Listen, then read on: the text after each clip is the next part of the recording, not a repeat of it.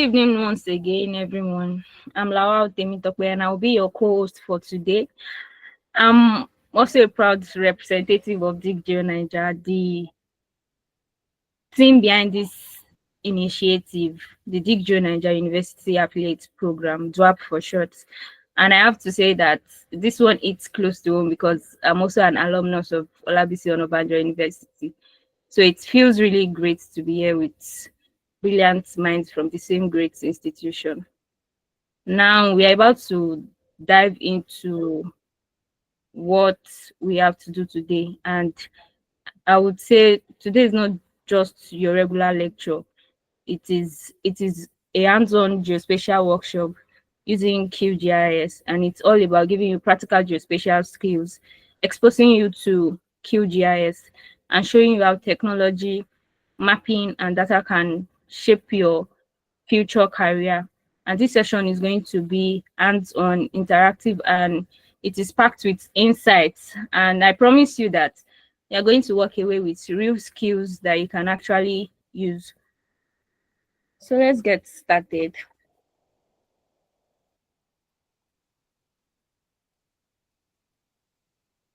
Okay, today you'll be learning from people who have walked your path.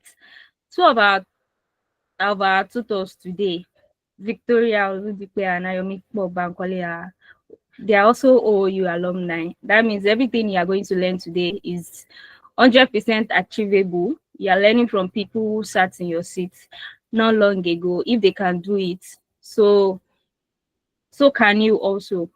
We'll kick off with a soft intro into geospatial analysis, and then we get into introduction to thematic mapping, exploring QGIS interface, working with DEMs, processing, visualizing, and exporting map layout. And we'll also be having question and answer breaks, so you can ask all the questions you want. You can drop your question in the chat box. Would answer you when it's time for the question and answer session. So let's talk about the company that is bringing all this to life, DigGeoNaija. DigGeoNaija is digital heritage innovation in Nigeria. We're a tech-driven initiative elevating Nigeria's tourism sector through immersive experiences and sustainable practices.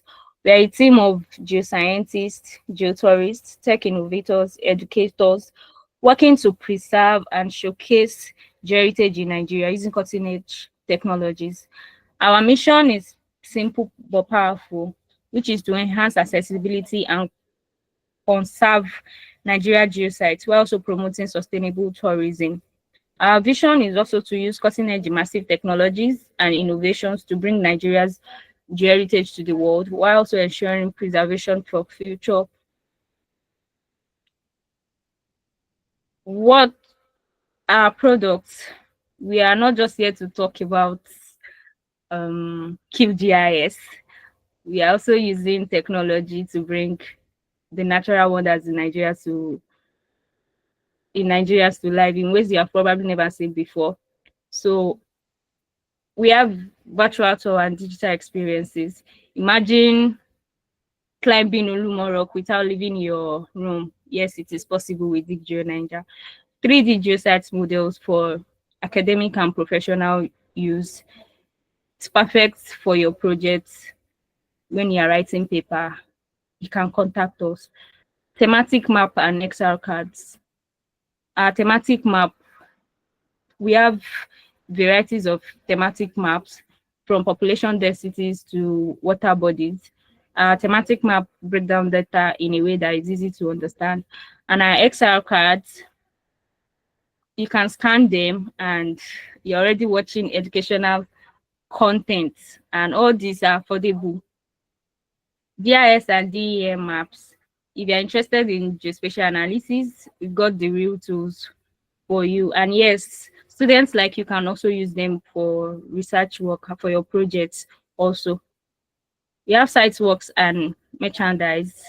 Yes, imagine who would not want to have a picture of a geosite in their on the wall of their room. It's actually very cool. And we've also turned this into hats, t-shirts, posters, stickers, and more. It's a creative way to celebrate the places we love and make this something you can wear and share. We have documentary series. We tell the stories of the geosites, the landscape in Nigeria through documentaries. You can catch them on our YouTube channel at DigGeoNaija. And yes, subscribe and share to everyone. We have heritage storybooks and educational tools. Learning does not have to be boring. We we have created fun, virtual, and relatable tools, especially for younger students. We have training and consultancy services. We offer professional training in data analysis, geospatial analysis to even if you are just starting out. And here's the best part. Our next training course is open now and the spots are limited. So if you are interested, please get in touch to us. And also, you can also be a part. It, we have DUAP services. We have DUAP. You can also be a part. You can come in. You can join the movement. If you're ever elected as a course rep, departmental president, or faculty president, and you're thinking of how to give back to your department, this is one powerful way. You can use DUAP as your legacy project. Imagine leaving your mark through something that benefits the whole department. And also, if you know any alumni, tell them about DUAP. It is also a great gift idea for giving back to their department. So it is time for one of our tutors to join us. Like I said earlier, if you have any questions, we have the question and answer session. Just drop your question in the chat box and we are going to respond to you when it's time. So to take us through the exciting world of thematic mapping and what goes into the QGIS application itself, I'm handing over to someone truly special, one of your very own. Please welcome Victoria Oludipe, an OU alumna and an amazing part of the DigGeoNaija team. Vicky, over to you. Good Please, can evening, you hear me? everyone. Yeah, I can hear you. Good evening, everyone. My name is Oludipe Victoria, and I'll be taking you. Timmy, please, I need your slide presentation. Oh, I'm so sorry, please. So I'll be taking you through one of the most exciting part of this workshop, where we will actually begin to understand how this whole smart mapping thing works. So just think of this session as your backstage pass into the world of GIS, where you don't just look at maps, but we actually build them, we analyze them, and even predict things with them. So before we dive into the live part of this session, let me just take you through what we're going to cover, so you will like have a sense of the journey ahead. So we're going to start with the basics, like what exactly is GIS. Spoiler alert, it's not just maps. It's how we answer questions like where is the best place to build a road, which areas are at most risks of flooding or landslides, or even where I can find all the suya spots within walking distance. So we are going to go through thematic mapping and DEM. We're going to talk about thematic maps. These maps that don't try to show everything, but just tell one specific story. We're going to go through digital elevation models, DEM for short. We will see how we can model the shape of the land just from satellite data. We're going to go through different data sources, which is SRTM, ASTA, and LIDAR. If you've ever wondered how we actually get data about the Earth's surface, this is where we get them from. So we are going to also look at the applications of what we actually do in terrain analysis. I'm going to take you through the introduction of QGIS software and the QGIS interface in general. And we understand DMs and terrain data. So yeah, next slide, please, Tim. So let's start from the very beginning. What is GIS? GIS stands for Geographic Information System. It is a framework for capturing, storing, analyzing, managing, and visualizing spatial or geographic data. So that might sound like a big grammar, but let me break it down. GIS is basically a smart system that helps us to work with maps and real world locations, but with data inside. It's not just where is this place or where is that place. It is about what is happening in that place and why it matters. You can think of it like the brain behind Google Map, except it doesn't just give direction from hostel to class. It helps you to plan roads, like new roads. It helps you to track how far your farm has spread. Maybe you're planting ewedu and agbado. It helps you to plan, okay, as it spread to this extent. It even helps you to find the best place to maybe plant tomatoes based on the soil type and the slope of that particular area. So let's look at the functions of GIS. Number one is data collection. So GIS starts from collecting data. I mean, you need to have data before you work on anything. And you can collect data from satellites, you can collect from GPS, from fields of surveys, and even drones. So imagine you are trying to map all the balls on campus. You can use your phone or a GPS device to collect their coordinates. And using these coordinates alone, you can make a map. GIS also stores data. It's also used for data storage. So once you have this data, you need where to store it, right? So think of it like having an organized wardrobe, but for spatial data. So for every feature you collect, like your road, buildings, or rivers, each of these has attributes like the name of the road, the name of the building, the length, the condition of that particular building, and all of that. So these attributes are attached to that particular data and you can store it in using geographic information system. Now we have data analysis also. This is where GIS gets interesting. It helps us to analyze data. For example, which towns are farthest from hospitals, which farmlands are closest to water bodies, where are all the granite deposits in Ogun State. So you can run spatial queries and do different overlays of different data in GIS, and you can even predict what will happen in the future using GIS also. Then we have visualization, which is another function. This is where we make all our maps beautiful. We can make smart maps, 3D terrain models. We can make maps that tell stories. So why is GIS important? It's because you can understand everything about the world and you can make smarter decisions. You can use it for town planning, you can use it for transport, like where do they have traffic in Ogun State. You can use it for agriculture, you can use it for tourism also. And finally, we have the different type of data that GIS makes use of. We basically work with two types of data, which is the vector data and the raster data. So the vector data, I can think of it like drawings. We have three types: the points, the lines, and the polygons for vector data.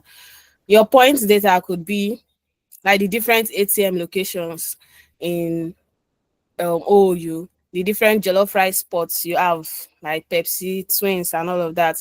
We have line data. We for example, the campus road, and then we have polygons. For example, the whole Faculty of Science or the whole of OU in general. Then the second type of data is the raster data, which is more like images or grids. For example, we have satellite photos, elevation maps, or NDVI maps. So we are going to explore both of this type of data today, and we will see how we can make use of this type of data. So in summary, GIS is the tool that helps us to collect, manage, analyze, and visualize anything that happens in space, whether it's footpaths, forest, or anything. And the beauty is you don't need to be a computer guru to make use of it. So just stay with me, and by the end of this workshop, you'll be able to build maps like a pro. Next slide, please. So let's go to vector data. What is a vector data? Vector data is how we represent real world things like roads, houses, farms, rivers, using point lines and polygons, like I said before. Points represents a single location, like collecting the coordinates of a particular point, the longitude and latitude, so we know exactly where that particular point is. We have lines, which could be river networks, footpaths, the campus routes. It starts from one end and ends somewhere. And then we have polygons also. Vector data is special because it is very accurate. It can help you map features down to the centimeter. It is perfect for boundaries, like where your plot of land ends before your neighbor's own starts. It can help you to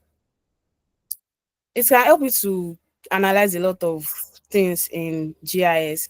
So, and each of these vector data holds a feature, just like a human being and the different attributes attached to that person.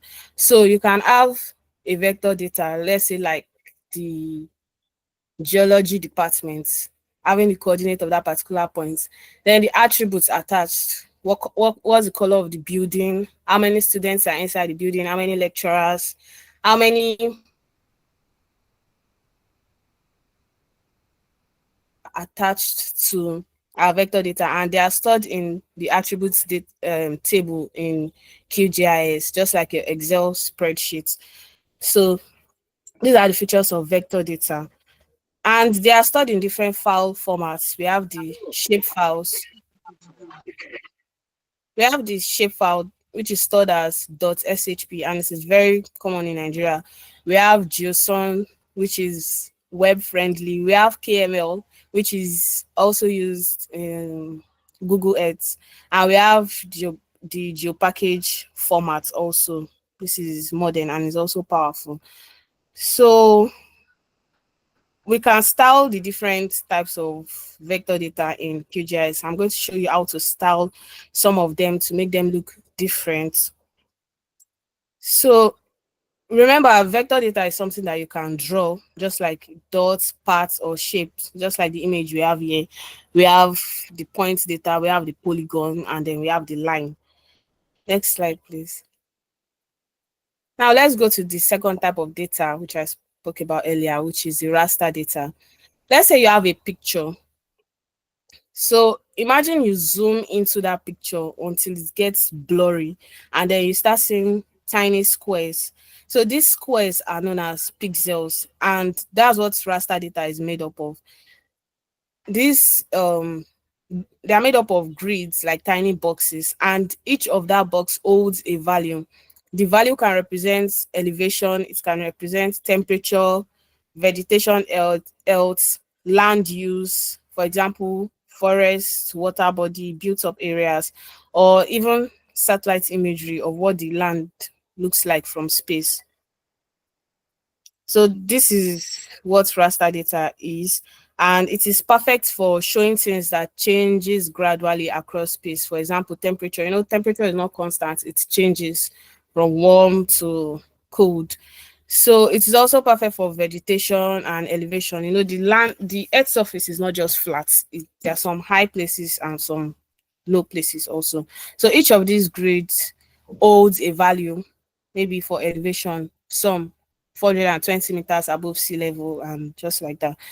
So it is very, very useful, and they are stored in different file formats. For example, we have GOT file, which is stored as .tif. So if someone sends a raster data to you and you see it as a .tif, you should know it is a raster data. And this is the most common raster format for elevation and satellite data. We have NetCDF, which is used for climate data. We have JPEG and images also. So imagine you want to know where on campus gets the most sun. Maybe you want to install a solar panel. You can use raster data that shows aspects and sunlight exposure based on maybe elevation and slope to make your map. So that's what raster data is useful for. An example. So next slide, please.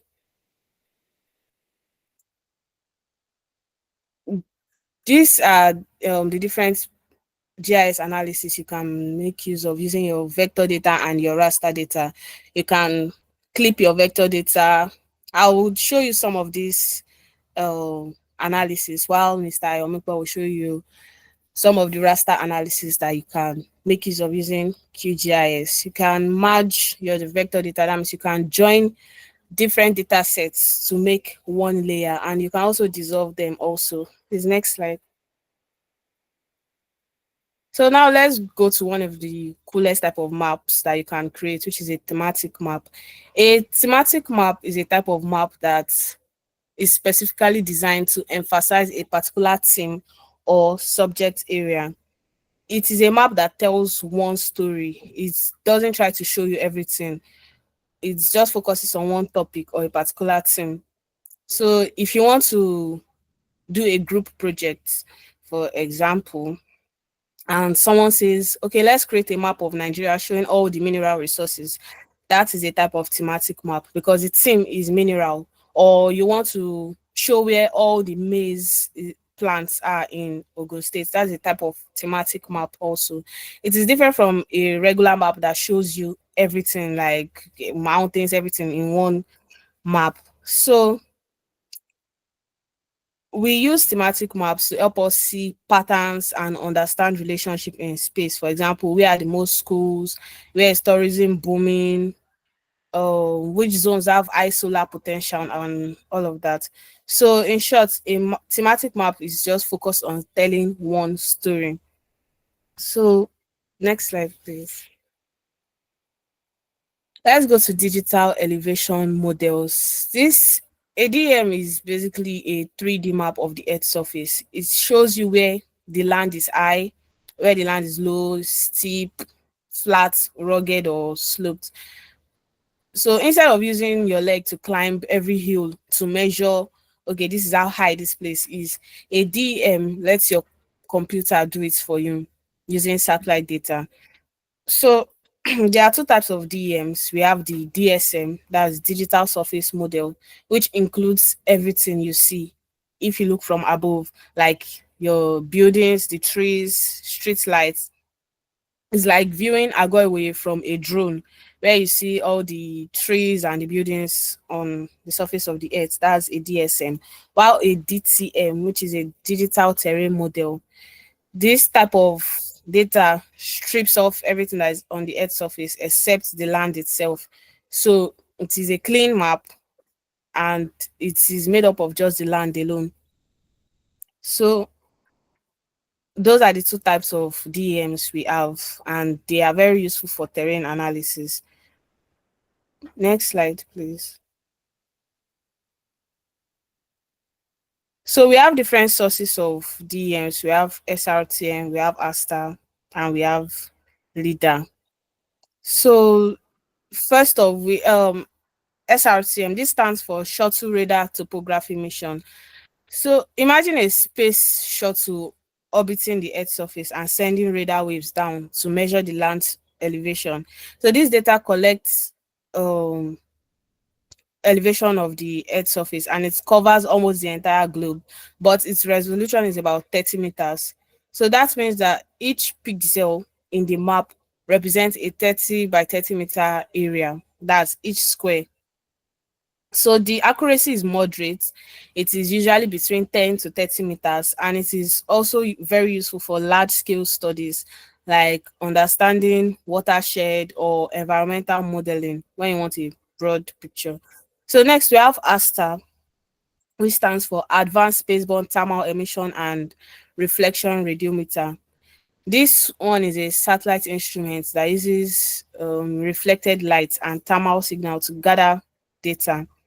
It can provide higher resolution data, sometimes down to 1 meter in certain places, but it also has a 90-meter global resolution.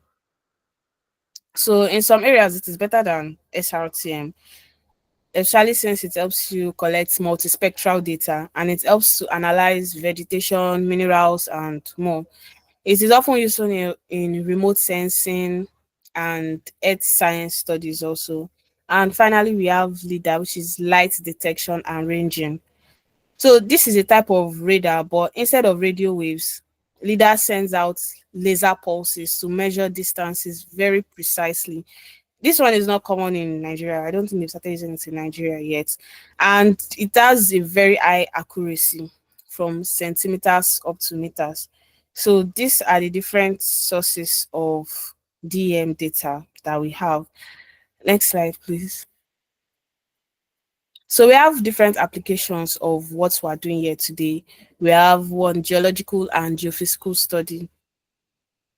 So in this type of application, imagine you want to understand what's underground, like where each of the rock layers are, the cracks or faults, or where valuable minerals are hidden.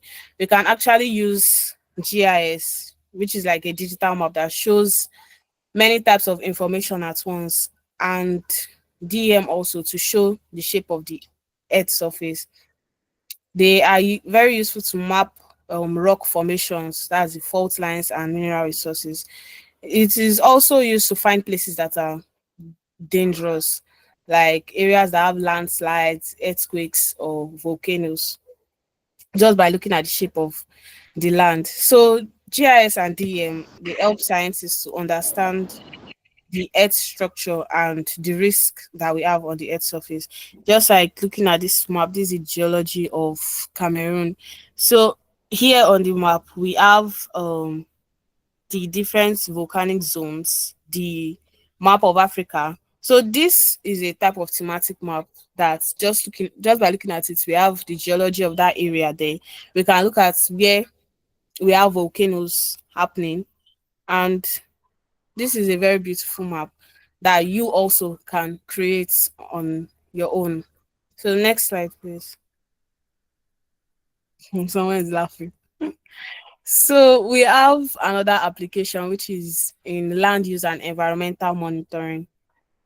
So here we can analyze our forest reserve. We can analyze where our forest is shrinking or growing. We can analyze where cities are expanding, where urban expansion is taking place.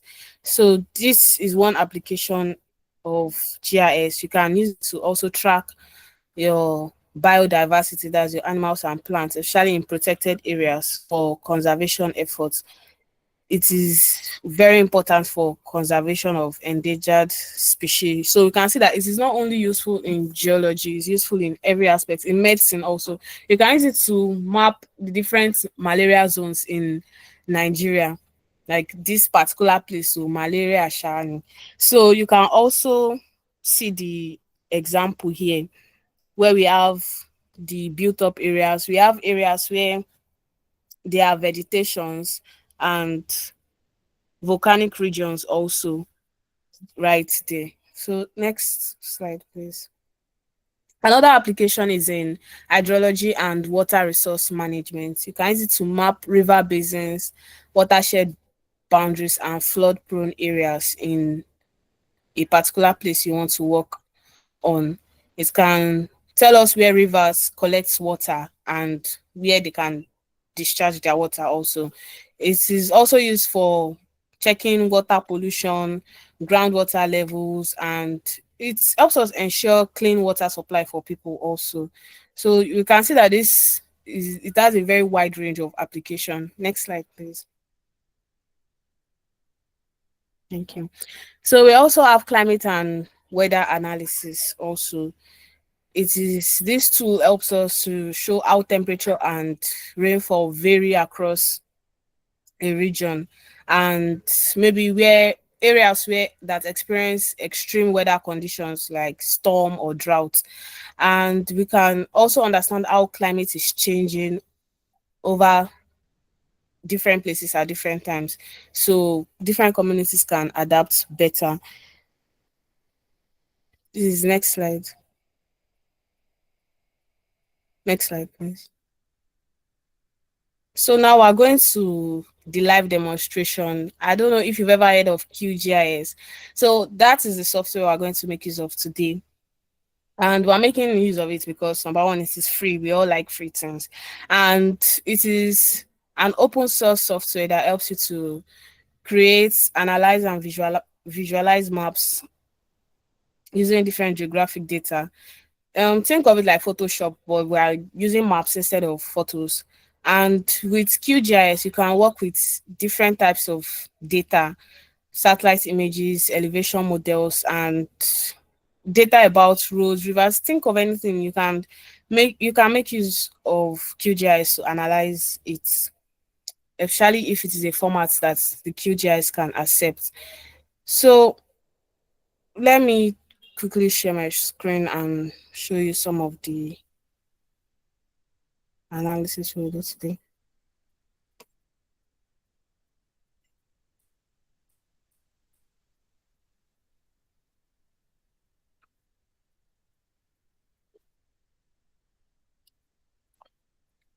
Please, can you confirm if you can see my screen? All right, thank you.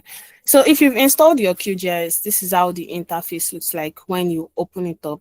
So over this top part here, this is where you have your menu bar and your toolbars. So this is like the brain of QGIS. Like almost everything you want to do is here. We have your project edit. If you click on it, you can go over here to open different projects that you have. You can save, you can import data, you can check layouts, and you can exit the software here. Oh, sorry. You can also edit, you can view, you can come to layer, settings, plugins, vector. I mistakenly clicked something, that's why it's like this. Web and all of that. Please give me a moment for this to stop what it is doing.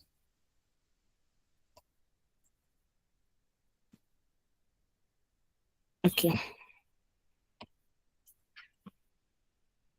So you can just click on some of this. This is where you can analyze your vector data that I spoke about. Here you can analyze your raster data. And here we have plugins. Normally, if you have your QGIS interface like this, it can work without internet connection. But it's just like having your phone and then using your phone. Now, if you want to install your game app, your WhatsApp, in order for your phone to work better, you can just go to your App Store or your Play Store, right?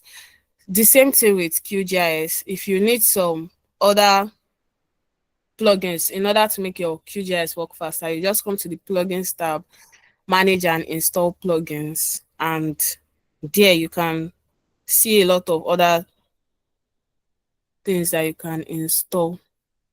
Wait for that to pop up. So this is how it's going to look like. If you come to installed right here, you can see some plugins I've installed. And if you want to install some, you can just search for what you want to install.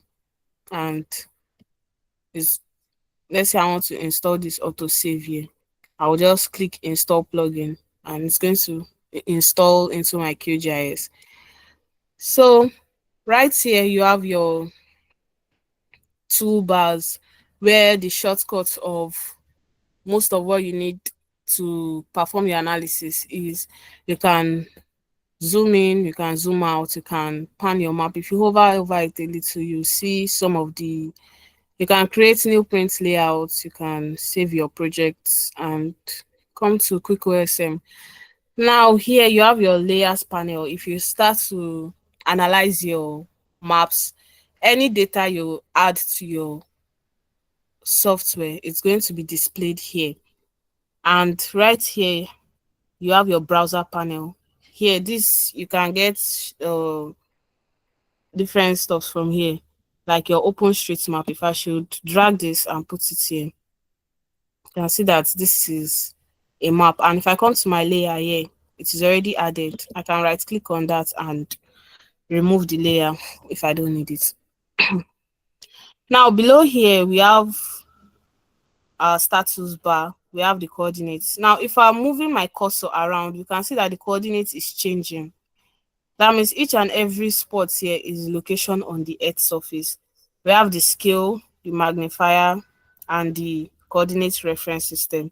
So if I come to coordinates here and just type world, like the whole world, and click enter, I can see that data has been added to my QGIS interface. This is the map of the world. This is Africa, and here we have Nigeria. So I can remove that since I don't need it. Now, right here, this is your map canvas, this blank surface here. This is like your main stage, your working area where every data you input into your QGIS will be displayed. So now let me teach you how to get a particular data from using your QGIS from SRTM. So if I come to HCM I want to download the map of Nigeria. Like I need a particular data. I want to work on the different states in Nigeria. So I can come to HCM and click download open data. Then I'll go to global administrative areas by country from GADM. So here I can select the country I want. I may decide to even work on China instead, but let's work on Nigeria.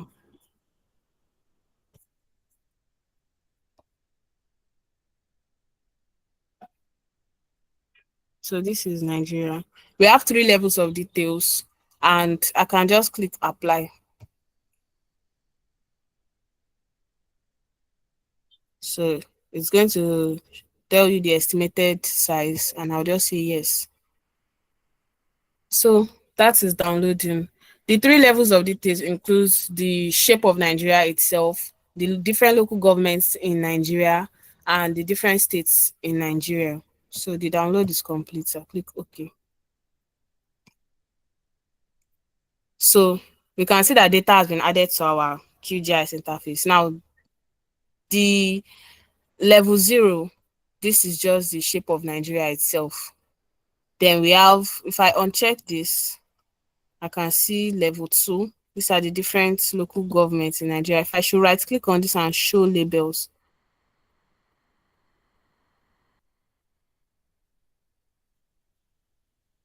you can see, although we can just change this, like instead of it showing Niger, Kaduna, Kaduna, because of the way it is, the properties of this particular vector data. This is a type of vector data, by the way.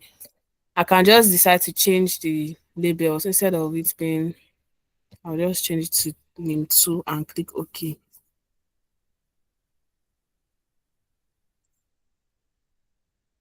And then we can see the different, this is FCT, for example, Abuja. I can see the different local governments in Abuja. We have Gwagwalada, Kuje, and all of that. Now, if I uncheck this, I can see the level 1 administrative boundary. These are the different states in Nigeria. If I right click on this and click show labels, we can see the different local governments. This is Ogun State. So if I should right click on this and open attribute table, this is the attribute table I mentioned earlier, I can see the different states in Nigeria and the different properties of this particular vector data. This is one advantage of vector data. We can easily come to the attribute table here and analyze what the properties of that particular data that we have. So now, if I decide that, oh, I want to work on Ogun State alone, instead of having this whole map together, I want to cut out Ogun State from Nigeria. What I'll do is I'll make sure that this administrative level 1 is highlighted. Then I can come to this feature here, this select feature by area. Now the cursor will change. I mean, we were using this one before, this span map. This one basically moves everything on the surface. But if I should come here, I can select Ogun State. We can see that it's highlighted now. So I will right click on the vector on that particular vector data and click export and save selected feature as. If I should click this save feature as, it's going to bring back the whole Nigeria, but it's the selected one I want. So I can give it a file name, Ogun State, and click enter. Now it has been added to my layer panel here. If I uncheck this, I have Ogun State alone. So I'll right click and zoom to layer. So any analysis I want to work on in Ogun State, I already have the state boundary projected already. Now, if I want to work on two different states, like Ogun State and Oyo, let's say that's my area of study, I can decide to select Oyo also. Make sure that this is highlighted and do the same thing. I can right click, export, save selected feature as, then I'll say Oyo State and click enter. So we can see that we have Ogun State here and we have Oyo State. They can stand alone. Now, if I want to perform an analysis, let's say I want to get the digital elevation model, I want to see how the land surface of these two places looks like together, not individually. I can decide to merge the two vector data together. So I can come to vector, data management tools, and merge vector layers. So the layers I'll want to merge are Oyo State and Ogun State. So I'll click OK and run. So that is complete. Now I have my merged layer. We can see that here the two Ogun State and Oyo has been merged together. So I can right click and show labels. You can see Oyo State and Ogun State. You can decide to separate it if you want to also. You go to vector, any data you want to, any analysis you want to perform, you can just come to vector analysis or data management tools to do any analysis you want. So I can go to geoprocessing tools and clip. So my input layer will be the merged layer and the overlay layer can be Ogun State. So I'll just click run. And once that is done, you can see that it's even a different color. I already separated my states. So now we can also do something. Instead of our Nigerian map looking like the same color, I want to give them different colors, each state a different color. I can right click on this and come to properties.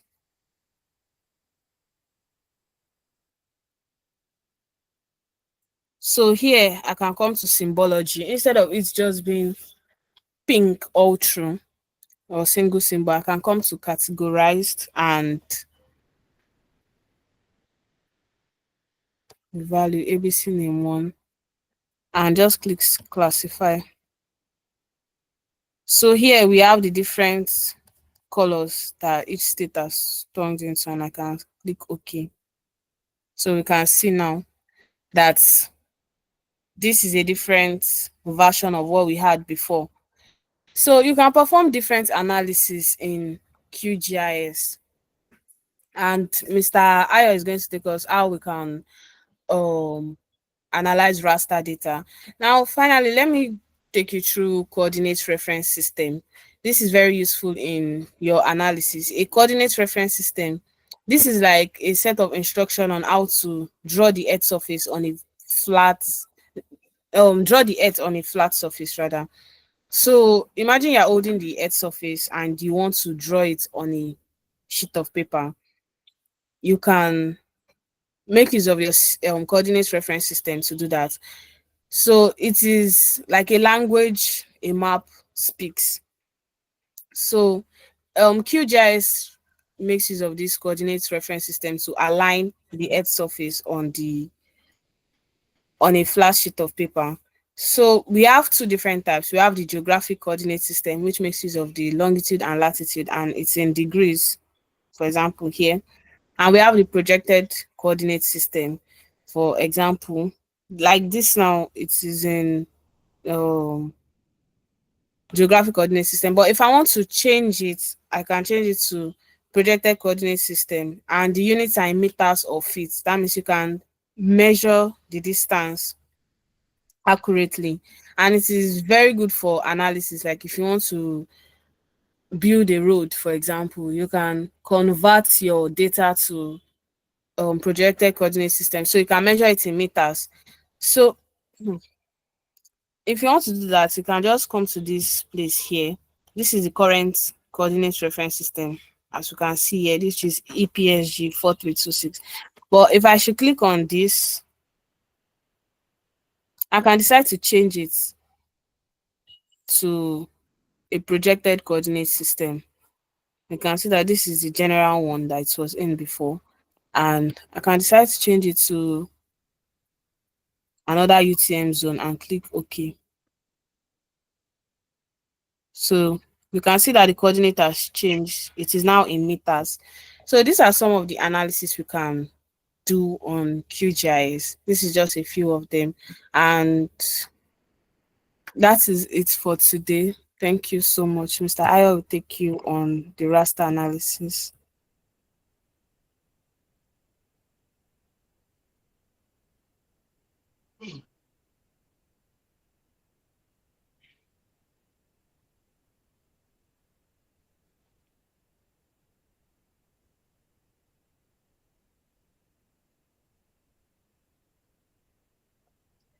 Yeah, thank you so much, Miss Victoria, for your wonderful session. Thank you so much. We really learned a lot of stuff. So those that have question, please kindly ask your question now.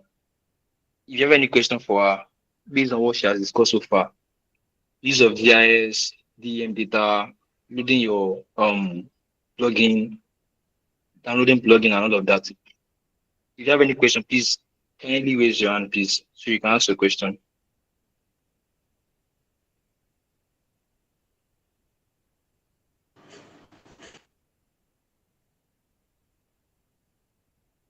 Okay, Mr.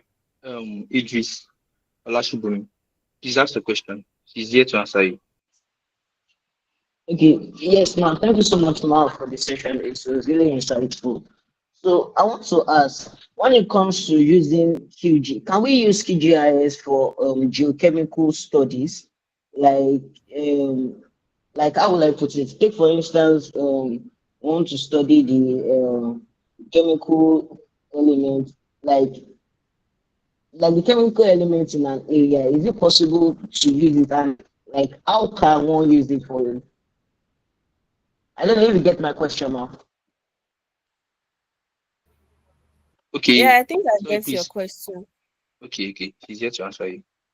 Yeah, you can definitely use it for geochemical studies. Like if you have the different elements that are present in maybe different rock formations. As far as you have the data, you can analyze it using QGIS.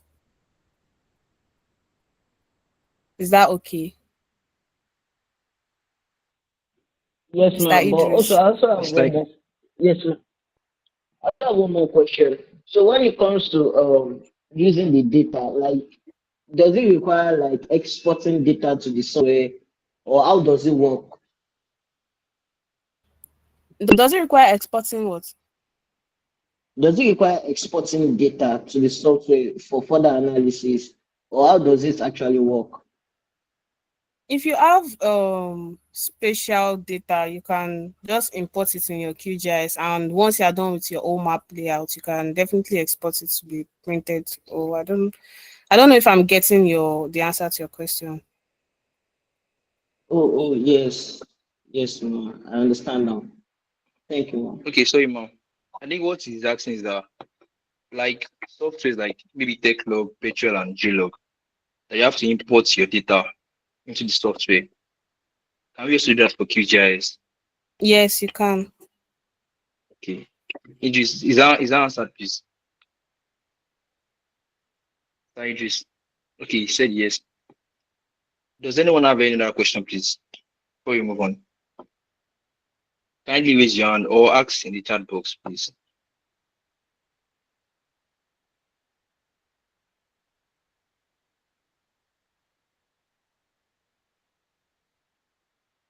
I think someone was raising their hand earlier on, but the hand is down now. If you have any question, please kindly raise your hand or type it in the chat box. Okay, someone is asking a question. Mr. Oluwasegun Ojelade, how do I download plugins?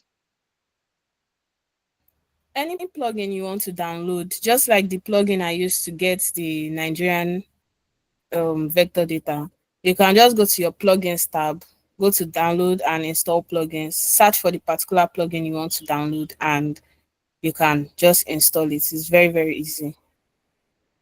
And if you want me to show you how, I can just show you quickly. Okay, kindly show us more so that I can ask the next question. Okay, so from Mr. Daramola Oluwajoba, which one is the better one between the vector or the raster one? We don't have any better one actually. It depends on the type of analysis you want to perform. If you want to perform a land use land cover analysis, you need your raster data, which can be gotten from satellite images. But if you want to perform analysis based on road networks and some rivers, you can use your vector analysis. Depends on the analysis you want to perform, basically. So let me quickly show you how to download plugins. So this is your plugin tab. It comes with your QGIS. So you just come here, go to manage and install plugins. You have to be connected to internet to use it. So it's going to take a moment to come up here. So I can decide to install HCM GIS. Mine is already installed, but if you don't have yours installed, you can just click on it and then install. But all the plugins that you have in your software are just here. So anyone you want to install, just select it and then install it. Then it will be added to your interface.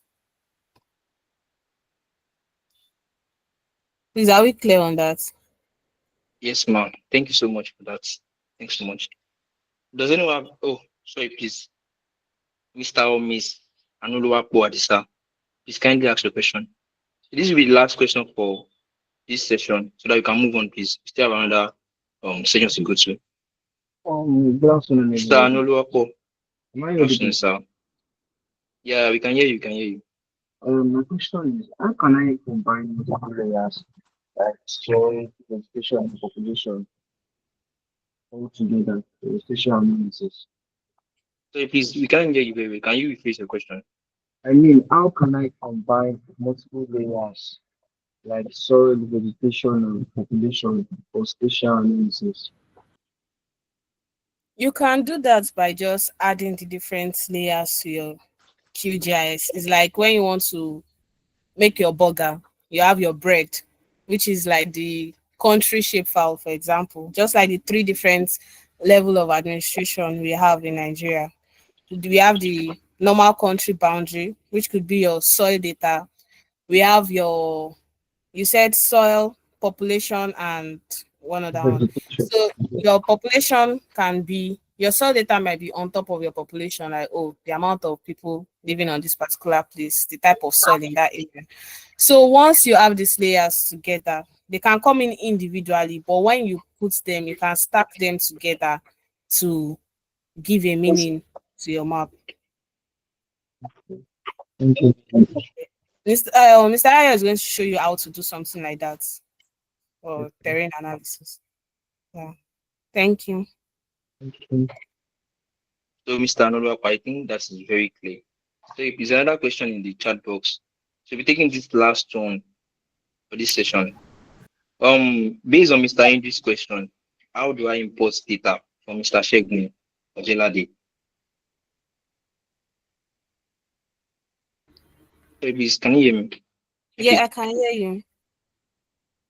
Okay, let me quickly show you how to import data then. I think I can just do that while Okay. starting my own session. All right, no problem. You would answer your question in the session then.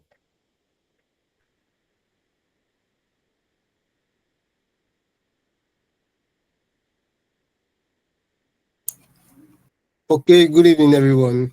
My name is Bankole Ayomiko, and as introduced before, and I'm an alumnus of Olabisi Onabanjo University and a representative of DUAP initiative. So today I'll be taking you through terrain analysis. Ms. Victoria has done justice to the introductory part, so I'll be going deep into it. And as I'm going deep, I want you to follow me to tag along. If you have any questions, you can just drop in the chat box, or once it's time for the question and answer session, you raise up your hand. So please, I also want it to be as seamless as possible. So let's tag along. I'll be sharing my screen now. So sorry, please. For those that don't know, Mr. Yomiko is one of our president of the department. He was the NAPI president for his own set. So please, let's start for him, please.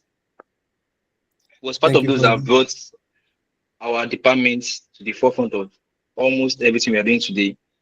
From going to conferences to attending sessions, technical sessions, ANAPI, NMGS, Nike, different associations. He was part of those that brought us to the front. Let's thank him for bringing this to us again. Thank you for the honorable mention. So the first thing we'll be doing is I'll be loading DEM data, we'll be projecting it, then applying symbology for visualization. Then I'll be creating hillshade maps, generate contour lines, performing slope and aspect analysis. I will overlay DM with boundaries, style layers, and add legends and labels and legend. Then we'll go for a quick break before we start with the third session, which is the map layout. So, as Ms. Victoria said before, DEM is a short form for digital elevation model, and it is the 3D representation of this Earth surface. So I'll be showing you how to load it in QGIS, and also I'll tell you about reprojection. So let's get into it. So to start with, I want to download the shapefile for Nigeria. Ms. Victoria showed you earlier on. So what I'll just do is I have my HCM GIS plugin installed. Simply go to plugin, manage and install plugins. Then once it loads, you look for HCM GIS. HCM GIS. I have mine installed already, so it's easier. So there's no need for me installing it again. I'll just go to HCM GIS, go to download open data, then I'll click on global administrative areas by country from GADM. Then I want to choose my country, Nigeria. For you, you can choose another country. Probably you're from Cameroon or from Cotonou. You can just look for yours. So I'll download this. In few seconds, it should be done. So we have it. I'll close this. So from this place, you can see we have 3 different administrative boundaries, which is the general country boundary. This is for the local government. This is for the states. So as she has explained before, what I'll just do is I will select Ogun State, which is our country, our study area. Then you will export it by saving selected features as. She explained this before, so I don't want to do this. There's no need for me doing that. So I've generated the Ogun State boundary and also the local government. So this is the local government for Ogun State. Now, probably you have the shapefile for Ogun State and you don't want to download it again. What you can simply do is go to the layer section, click on add layer, click on vector layer. Shapefile is an example of a vector layer as she explained before. So you can click this and you click on vector layer. Now, if it is that the different type of data you want to work on is in shapefile or JSON or geopackage files, you can use this vector data. So you can just add the shapefile which you need, but there's no need for me to do that. On the other hand, if you want to add raster data, for example, the DEM data or or different types of raster data, you use this section. If you use the vector section, it won't work. Now, for example, let me give an example of your project. You do work on VES, that is the vertical electrical sounding, and then you take points at random. At the same time, for people, for other people in other departments, probably you are working on solar panel distribution. You are taking some points, okay, you call these coordinates. Now, what you do is just save them in a CSV format, that is Excel format or CSV format. Now, you come to add delimited text layer. This is it over here. Then you click this, and then you add the CSV file you want to add, and it displays it as a point layer, So that is to answer the question that Mr. Shegun asked the other time. So now that I have this, the next thing I'll do is to download the DEM data. Now, to download the DEM data, you can either download it from different data repository sites, for example, USGS, Open Topography, different types online.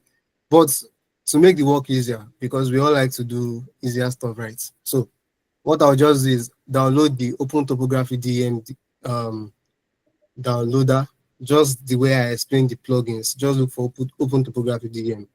So when you get that, you come to the raster section, click on Open Topography DEM, then click on Open Topography DEM downloader. So when you click on the select DEM, you have different data types. I will choose SR3 and 30 meter. You choose the extent, which is Ogun State. Then you download. For me, I'm not going to run this because it might take my time. So I have it downloaded already. So this is it. You get something like this. So now there's possibility that your data is projected to a different coordinate reference system. And if you work with that coordinate reference system, you are working with the wrong referencing, and it might affect your results, especially when you're dealing with complex analysis. So what you just do is come to raster, come to projections, then you click on wrap or reproject. So when you click on this, you click on the input layer, you can input the open DEM, then you click on the source. This is optional, then you click on run. So when you run it, it will automatically project it to that reference system. But I won't be doing that. It's just for you to run it and then you get this result. So this covers Ogun State and has some parts that we don't need. And what we can just do is to extract the part we need, which is Ogun State, from it. And to do that, you come to raster, you go to extraction, then you click on clip raster by mask layer. Then you click input layer, which is the Ogun DEM. So for these are optional, you can just go ahead. And please always remember to save your work. So if you click on this save to temporary layer, you click on save to file, then you input your name, and then you can click run. If you don't do that, it will save it as a temporary layer. And if you close QGIS and open it again, you won't find the layer that you have there. So just like the way you work on Microsoft Excel, Microsoft Word, you save while you're working. This also applies to this. So when you click on that extract my mask layer, you get this type of result. You get this. So when you get this is your DEM, the DEM that what we need for this work. And I can beautify this, make it visually appealing. What I'll just do is come to these properties. I've changed it from symbology. I'll change the symbology from single band grid to single band to the color. Now, here you're applying colors to it. We have some designated color ramps, like color ranges. So you can choose different types. We have the greens, every one of them there. So I will use turbo, and then I'll click apply. So it has modified this DEM.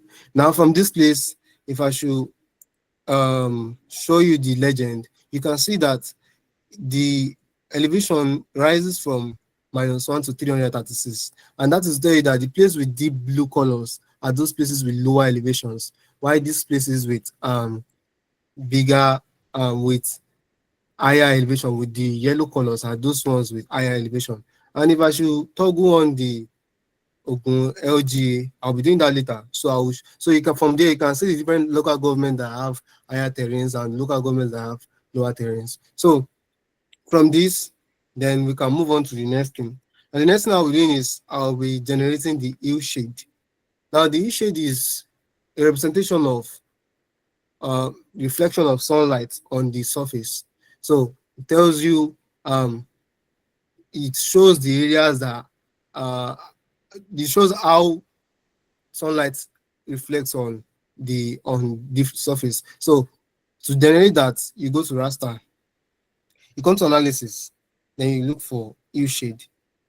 Now hue shade is used in lineament analysis, lineament mapping, among other analysis. So what you do is you click on the Ogun DEM, which is the one we've extracted. Now you can choose to change the Z factor. I'll just use 1.005. Then for this, for the azimuth and altitude, these are the determinant factors of your results. So for example, if you are working on lineament mapping, you need to change the azimuth and altitude to for different figures so that you can see the reflection of sunlight at these figures. So for the purpose of this, I can just use 315.45. Another time you can change it to 1 and 181, depending on what you want to do. So then next thing is to save it, and I will save it here from this. Then once it is saved, you click on run. So once you click run, it generates the hue shade. Now please note, for the DEM, you need to connect to your internet. For the other ones, there might not be need for you to connect to the internet. So once you run that, it should give you something like this. Now I can make it better. And what I'll just say is, okay, come to the properties, click on symbology, then I'll go down. For the brightness, I want to change it to 50. Contrast, I can change it to 35. Then for the gamma, I'll change it to 2. And then the grayscale, I'll put it to bilightness. Then the resampling, I'll put it as bilinear, this one also bilinear, and I'll click apply. So from this here, you can see you have your hue shade. Now there's one thing that I want to show you. Someone was asking one question about stacking layers up. Now, if in the event that you want to show your DEM with respect to the hue shade, what you can do is click on Ogun DEM. Now I want to show it in such a way that it gives a proper visualization of the terrains. Now I'll right click on properties. Please make sure to follow me, make sure to tag along with me. I'll click on properties. Then under the layer rendering section for the blending mode, I'll change it from normal to multiply. Now when I click on this, it gives me a proper visualization of the terrain. So you can see from this place now, you could see the lower terrains, the higher terrains. So this is just like stacking up different layers to show a better visualization of what you intend to do. So there are also other stacking methods that you could use, but this is just the basic type of it. Then the other thing I want to do is download aspect. So to download the aspect is the direction of a slope, and So that is just telling you, okay, probably a slope is inclined towards the north, the east, the west, and the south.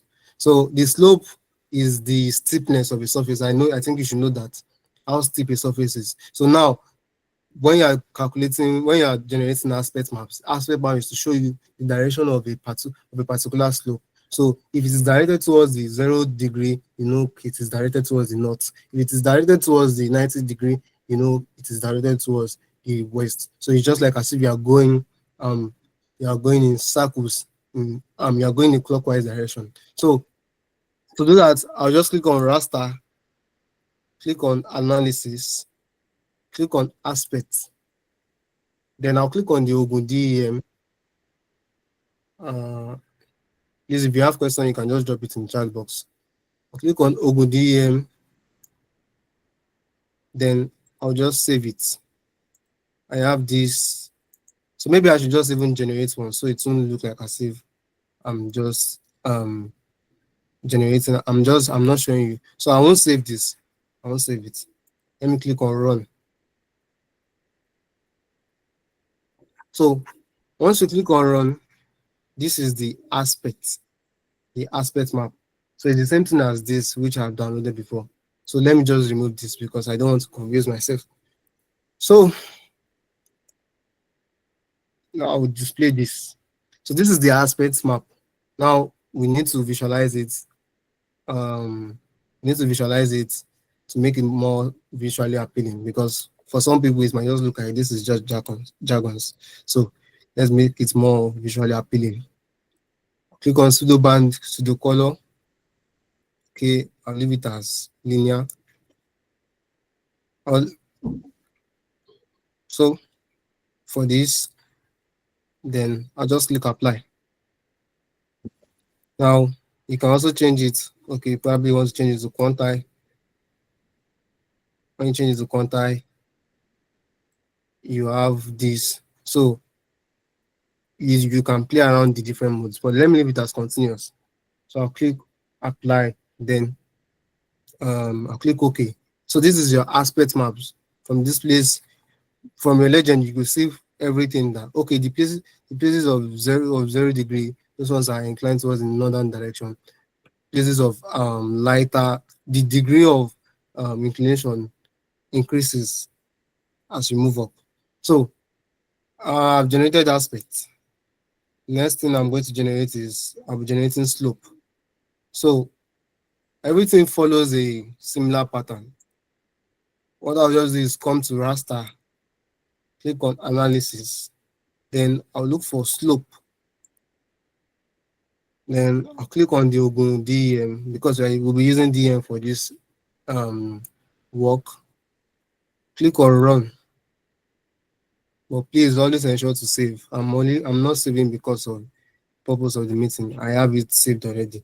So when you generate this is what it will give you. But these are just points. So we also have to make it visually appealing. And what I would just do is for the slope, you right click on properties, click on symbology, you change it from pseudo band gray to single band pseudo color. Now for this, I'll choose the turbo color ramp. Then I'll change this from continuous to quanti. So when I change it from continuous to quanti, it shows me different, it visualizes it. So, or maybe I should just leave it as, I can just leave it as continuous. So then I'll click apply. Okay. Come in. So okay. So this is it. Change it to quanti. So you have this here. From this place now, you can see your different slopes. This is the slope map for Ogun State.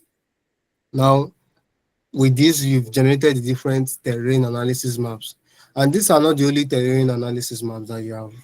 You can generate, from this analysis here, you can generate the roughness, the topographic position index, the terrain ruggedness index. You can generate different types of terrain analysis maps. So you can always walk around these and try to get yourself familiar with it. So the next thing I'll be doing now is I'll be generating contours. I'm generating contours for the DEM. So this is our DEM. I want to generate contours for it because contours tells you the areas of highs and the areas of lows. For a geology student, you've gone for field mapping, by now you should know more about the areas of highs and areas of lows. Probably you're working on a field mapping and you need to locate those places that have some outcrops there. So when you check your map, once you see those areas that have the higher contour values, it is signifying that this area there's possibility of an outcrop there. And when you get there, you find that there. So that is just the concept of contours and how to interpret it. So to generate contours in QGIS, what you do is you come to vector here. Oh, sorry. You come to raster here. Then you click on extraction. When you click on extraction, you click on contour. This will help you generate the contour. Then you click on Ogun DEM, which is the one for Ogun State. Now you can change the interval because you might want to show your contour in interval of 20, 30, 40. For mine, I'll show it in 25. So when you do this, then you go ahead, you save your file. And when you save your file, you click on run. Now this will take lots of time. So I don't want to waste time with that. I've generated that already. So once you generate it, you have something like this. I use interval 25. So I have this. You can see from this place, you can see the contour values, everything is all there. Makes it beautiful. So you can walk around this. If you want to insert the labels, simple thing you can do is click on properties, go to labels, click on single labels, then you change it to your elevation. So when you change it to elevation, you can choose different fonts and all those stuff. You click apply. Once you click apply, it shows the different elevation values, but this slows work down. So you can see it has displayed the elevation values. So please call if you can't hear me, you can just signify, or you can just mute your mic and just tell me. So with this now, you can see the different elevation values. So there's no need for me to apply the contour values, the labels. So you have this now. With this, we've been able to create the different terrain analysis maps, and we've been able to create different contour values. So now I'll be moving into the next session, which is the legend, the map layout, where I'll be beautifying the map to make it more visually appealing and how to export it into different formats, whether as JPEG, as PDF, or as anything. So with this, we've come to the end of this session. I'll be handing over to Mr.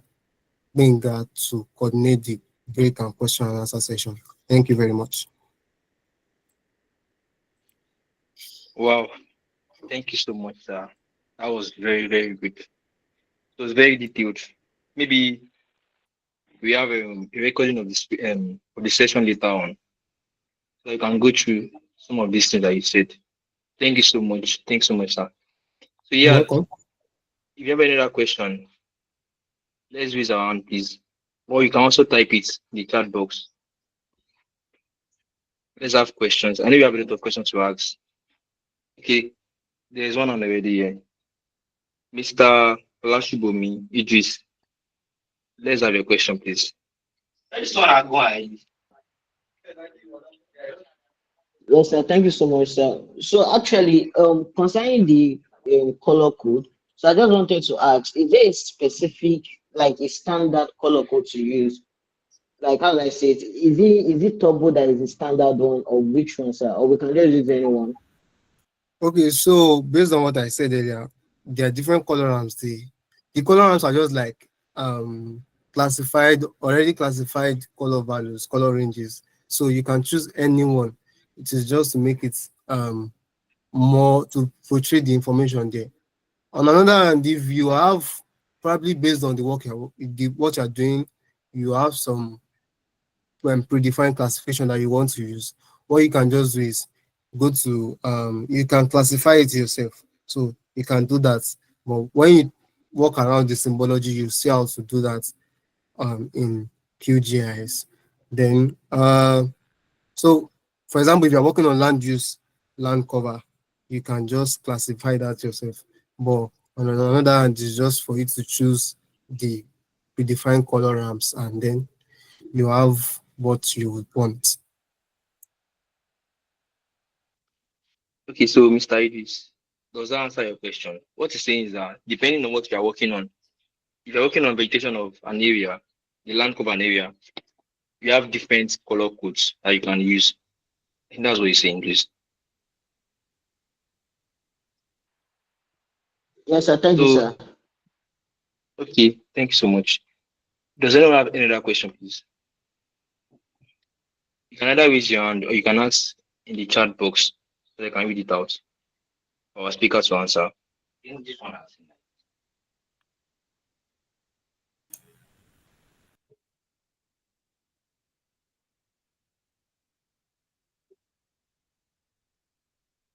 Please, they are still waiting.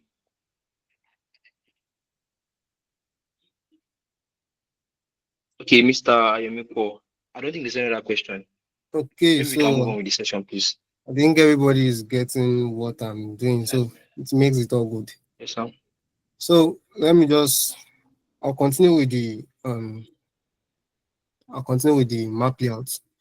So for the map layout, uh, I'll be showing how to set up your map layout page, how to adjust the layout for clarity, how to render. Oh, sorry, please, I haven't shared my screen. Okay, so for the layout section, I'll show you how to set up your page, adjust your layout for clarity, rendering your maps, adding title, node arrow, scale bar, legend, exporting your maps, and then we just talk about plugins in general. And at the end of the day, we have it like that. So yes, so this is it.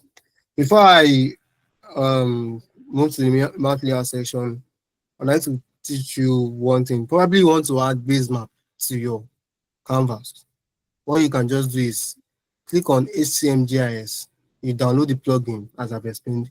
You click on base map. So you can mm, click on probably Esri imagery, or let's click on Esri terrain. So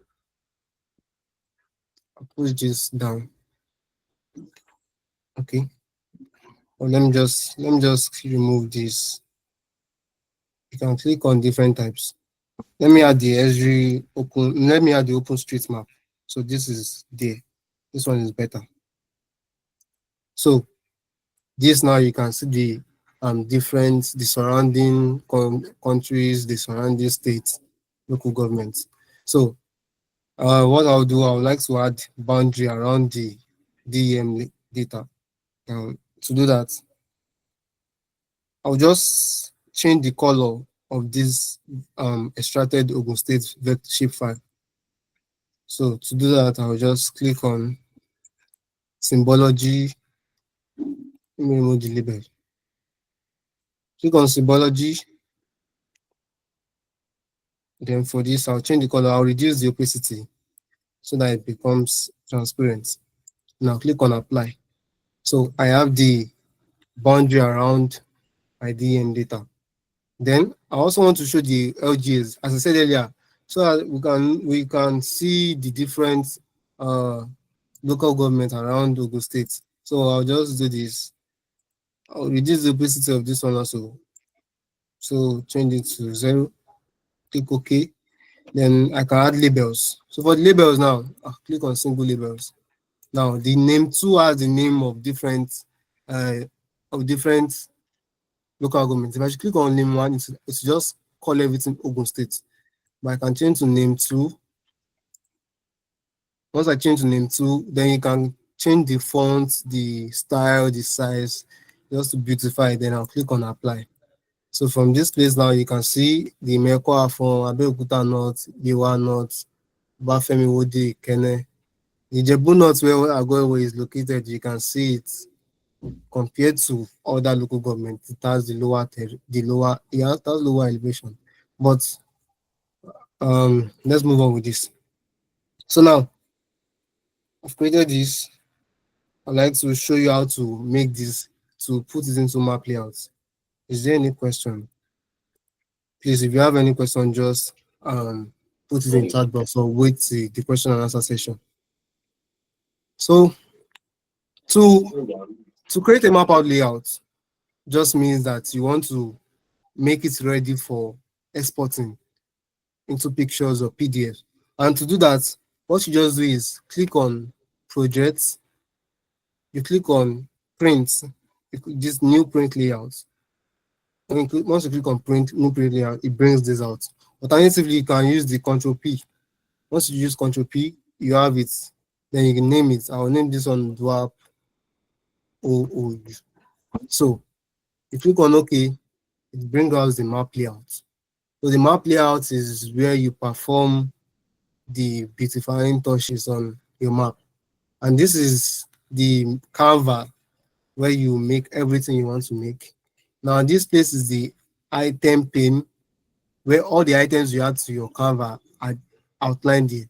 This place shows the properties of your items, the layouts, the guides, and then this is the layout section, the edit section of the map layout, the view items, hide items, and every other thing. Then you have some shortcuts like save, you have the new layout, duplicate layout, all on here. Then you have zoom in. When I zoom in, you have this. When I zoom out, I have this. Then you also have different things that you want to do. You have them as shortcuts over here. Now, for the item, you can see add map, 3D map, picture, everything over here. There are also figures. There are also icons for all these. You can see this one is to pan the layout. This is to zoom. This is to select item. This is to move item, edit item. This is to add the maps. There are different things there. So if you don't want to use this or you don't want to use this section, you can just come here and then use the icons there. So for map canvas, there are sometimes that you might need to change the properties of the page. For example, if I want my map to be in the portrait orientation, to have the portrait size, I'll just click on the map canvas. You see the properties of the page. I can change it from A4, change it to A5, anything. So you can change it from orientation to portrait. Once you change it, it changes. I can change it, but for me, I'll be using the landscape. Then you can, if you have specific dimensions, probably want it as 250. You have it here, but I'll just leave it at 297, the standard one. I have no problem with that. Okay, so I'll just leave it as the standard one here. So to add our map, what we'll first do is click on add map. Now I'll use this one. This is the add map. Once I click on it, I'd like it to cover the whole of the canvas. So from this, we'll just wait a bit for it to render it. So now, with this, we have our map on this place. Now,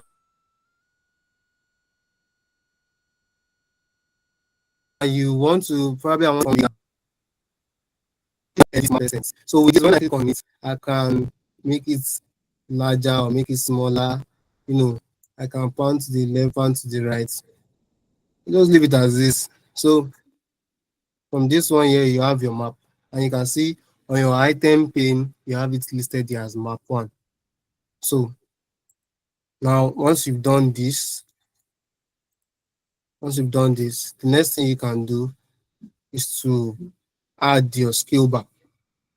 Now, when you want to add your scale bar is just giving you the it's just giving you a ratio of the measurement on ground, measurement on map relative to measurement on ground. So that means if you are using 1:50,000, it's telling you that 1 meter on this map is 50,000 meter on ground. So this is just to give you the reference from the map to the ground.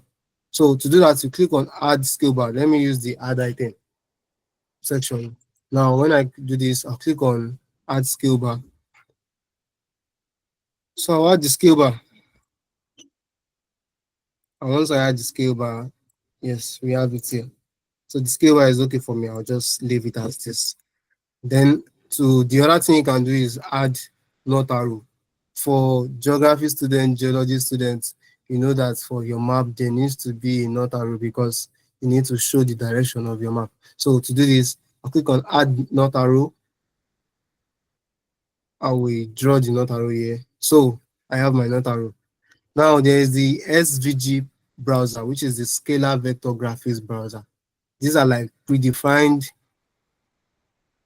scalar vector graphics. So here I can find different types of not arrow. So I'll change it to this.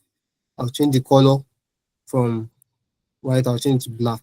So we have a better not arrow. So this is better like this. Now the next thing I'll do is I'll add the grids. So the grid will show you the different coordinates. To show you like as if you are scaling the map. So to do this, I'll just scroll to the grid section, add grid, then you click on this, you modify the grid. When you modify the grid, then this remains this. You can use the map CRS and map units. So one thing I'd like to do is okay. I want to change the interval. Now, if I should put interval of 1, you can see it assigns the different grid lines at every 1 degree. So on the other hand, if I should change it to 1.2, okay, it's like this, it changes. So probably I will just go 1.2. Then for the y-axis, I'll put it as 1. So with this now, you can see you have your grids on it. You have your grids on the map. Now I would like to add frame. Okay, I'll add the frame. So I'll choose the line border nautical. Then I will click on draw coordinates. So when you click on draw coordinates, it displays the coordinates. So from this place now, you can see this is 8.00. That is like 8 degree. This is 7 degree. This is 6 degree. So it shows you the different coordinates, and this is good for georeferencing. Probably you want to export this with your map in another QGIS software. You want to reproject it. There's a way you can do that. With this, your grids, you can import it into the GIS software. So, but all this depends on how well you practice, how well you try to get familiar with GIS softwares. So, but the coordinates, the grids are very important when you're working with maps. So these ones are outside. I would like to put them inside the frame. What I'll just do is click on I'll click on outside frame, change it to inside frame, change it to inside frame, then inside frame. So with this, well, we have a better grade. So the next thing I'll do, I'll add the legend. Now this is the legend. Once I click legend, I'll add it. Now the legend will show you all the layers we have on to show you all the layers we have on our map in our QGIS project. So to show only the ones that I want, what I'll just do is I'll click on this. Click on only show items inside linked map. So it shows only the items inside this map. Then because there are lots of things that I don't want, probably I'll just remove this Ogun State LGA. I don't want it to show in my map. What I'll just do is I will toggle off this auto update. Now I'll click on Ogun State LGA. Then I'll click remove. So once I click the minus sign, it removes it. And once it removes it, I can also click on open street map and I can remove it. On the other hand, if you want to add a layer, like if you want to add an item, you can click the plus sign, you choose the one you want to choose, and then you add it. So that is just how to put the legend. So I can add a title to this. I'll call it legend. Legend. So then I can add a frame. So let me add the frame.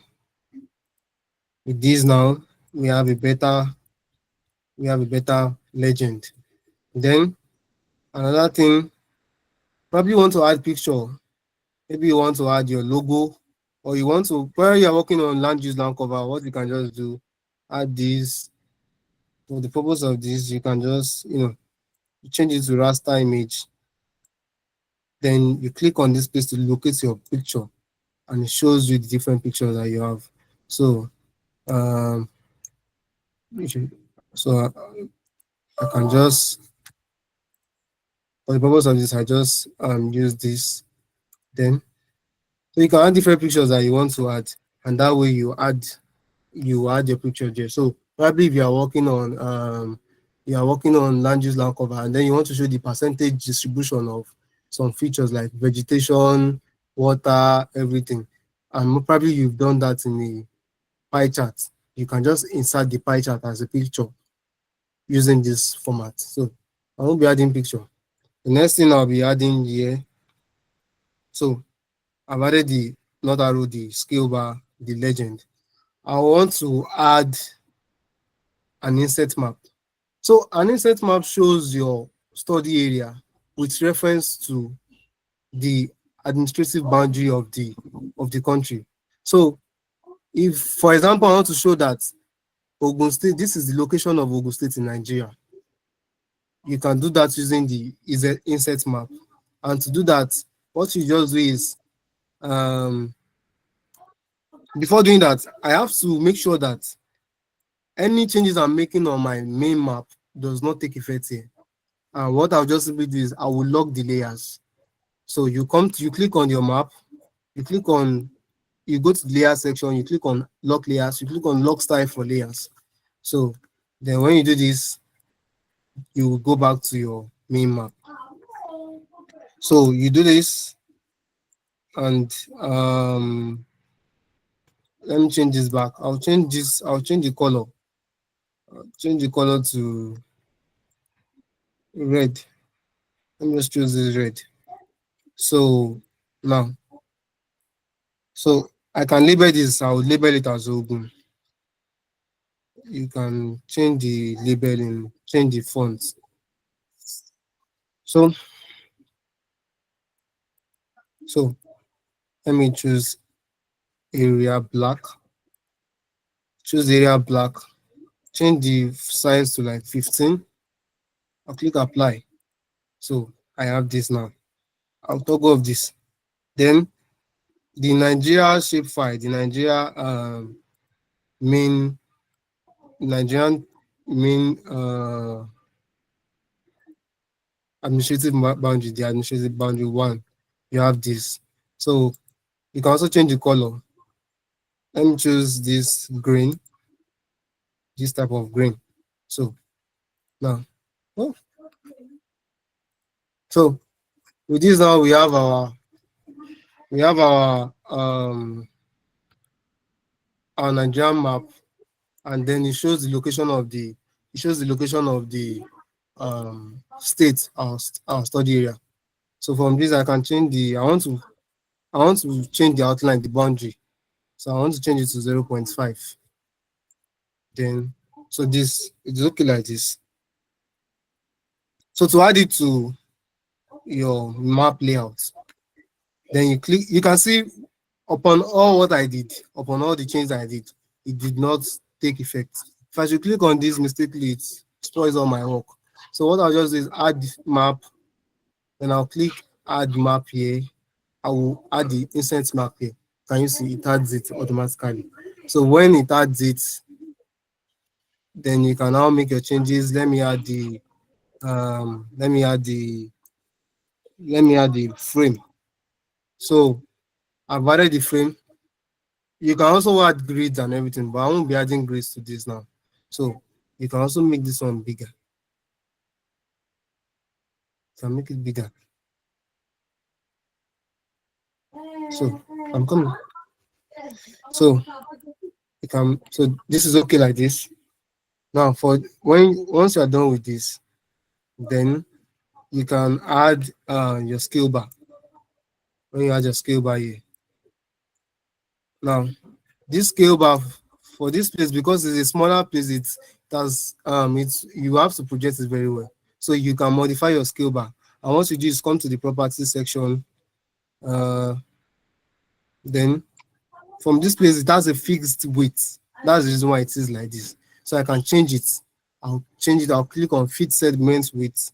For this purpose, I'll change it to 10. This I'll change it to 20. Then for this, I'll change it to 1.5. So now from this here, you can see your scale bars being modified. So with this now, you've created your map and it's okay for exporting. So what you can just do now is you export. So to export it, what you do is click on layout. Now there are different export options there. You can export as image, you can export as SVG, as PDF. I will export it as image. Once I click export image, it brings me to this place. So you can change it, you can export as JPEG, as TIF, PNG, but I'll choose JPEG and you click save. Now you need to change the resolution, because the higher the resolution, the more sharp or more beautiful it is. So I'll change to 750. This is okay. Then I'll click on save. So it's loading. So with this, we've been able to export it as image. I'll show you the results once it finishes.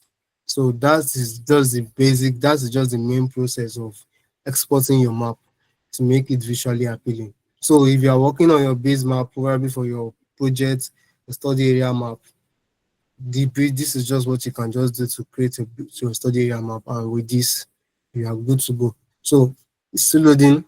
Once it loads, I'll show you the results. So as I said before, please always endeavor to save your work. Always endeavor to save your work. So please, I will round up now, but I just wanted to load and then I'll show you the picture. So,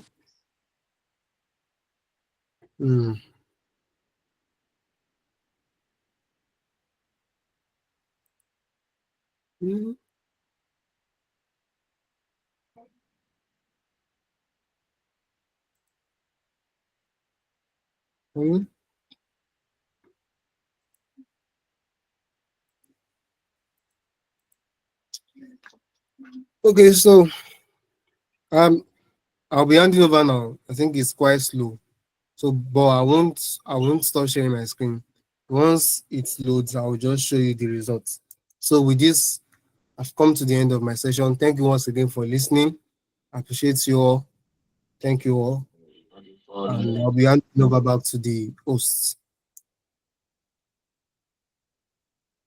So thank you so much, Mr. Amipo. So please, there was another question from the other time. The person sent the message to me and the question to me through WhatsApp.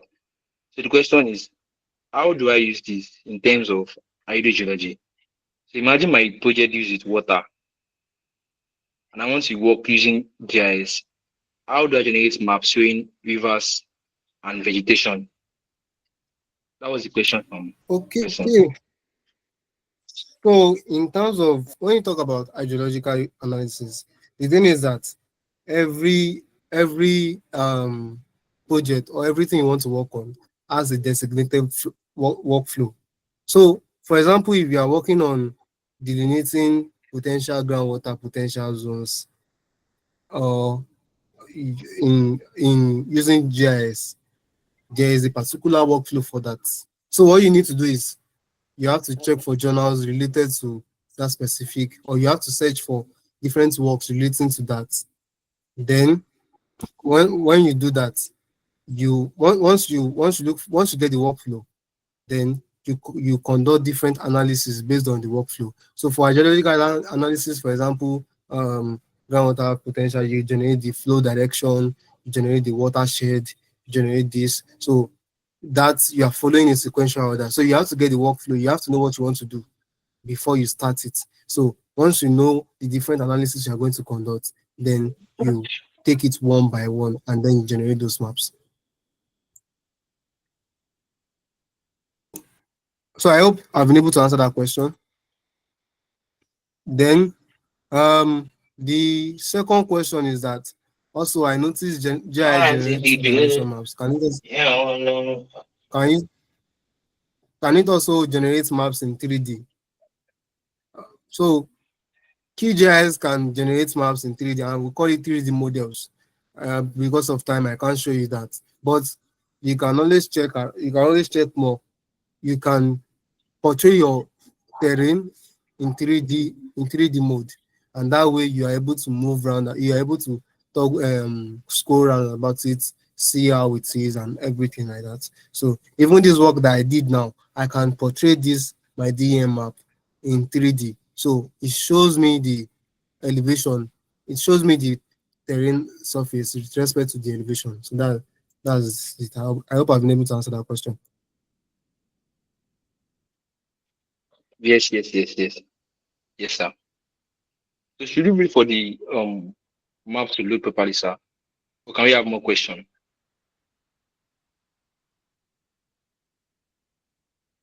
Mr. Emiko. Hello? Yeah? I said, should we wait for the map to load properly? Or can we have more questions, sir? Okay. No, you can have more questions. You can have more Okay, questions. okay, okay. Thank you, sir. Yeah, let's have more questions, please.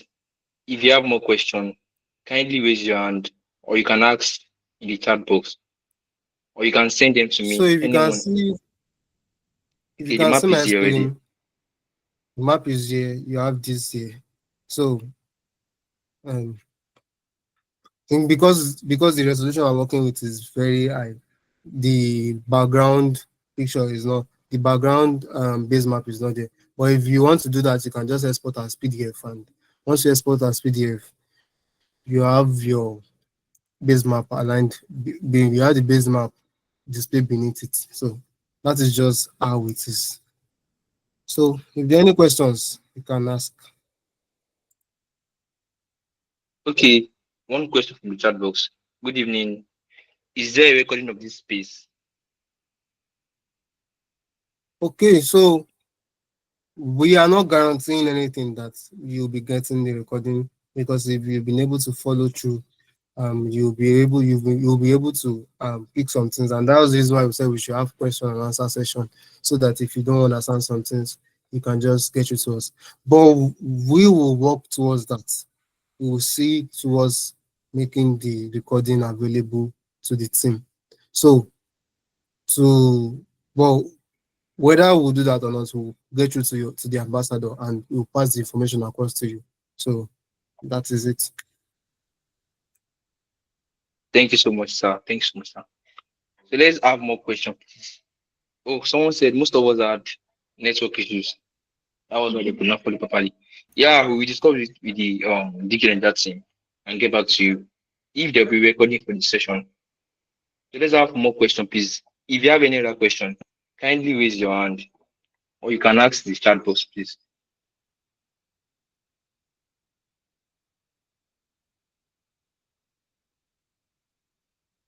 So I think there's no other question. We can just move on to the next thing. I think there's no other question to ask. Okay. So we'll be handing over to Miss Temi. So let's take a moment to appreciate Miss Victoria and Mr. Yomiko for that powerful section. I should see emojis rolling. I should see the claps. That's nice. How many of you feel like you've unlocked a new superpower today? I'm sure everyone does now. And that is what your special tools does. They let you see and shape the world in new ways. And remember, this is just the beginning. With tools like QGIS, you can start creating maps, analyzing data, you can even support research work. And you can even start exploring side gigs with these things, with what you've learned so far. Exactly, you're now a guru. Okay, thank you so much. And if you would love to take the geospatial skills a little more further, you can enroll for data analytics training, which would be starting on the 4th of August. And there's a 20% discount off if you register before August 3rd, and you're going to learn more than what you've been taught here. Over to you, Glenka.